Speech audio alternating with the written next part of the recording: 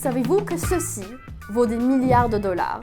Enfin, heureusement, pas juste cette bouteille, mais en tout, le canola, c'est une industrie qui contribue en moyenne plus de 43 milliards de dollars par année à l'économie canadienne.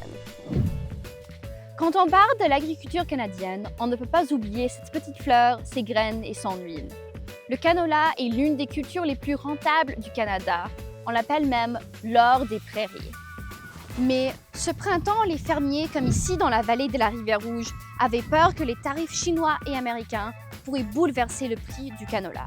Les fermiers ont donc planté un peu moins de canola, notamment au Manitoba. Mais maintenant, au moment où les producteurs fixent leur contrat pour vendre leur récolte, les prix restent élevés.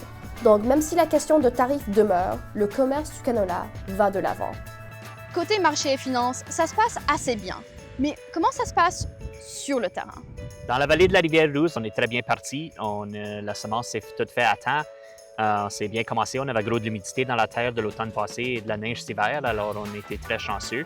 On est reviré un peu sur le bord sec. On aimerait de la pluie, mais la récolte fait assez bien quand même. Brunel Sabourin, un expert dans tout ce qui est agriculture dans ce coin du pays, explique que les inquiétudes commerciales existent, mais c'est surtout Dame Nature qui préoccupe les fermiers. La moisson du canola arrive dans un peu plus d'un mois au Manitoba, mais qu'est-ce qui vient après?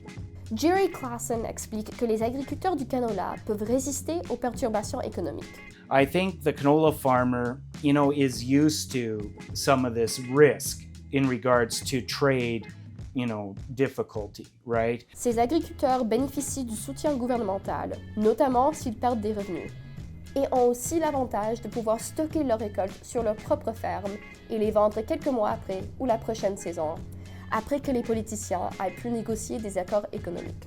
Enfin, le monde veut de plus en plus de canola.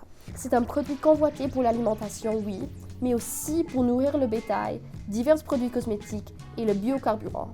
Alors ces petites fleurs, elles sont tenaces.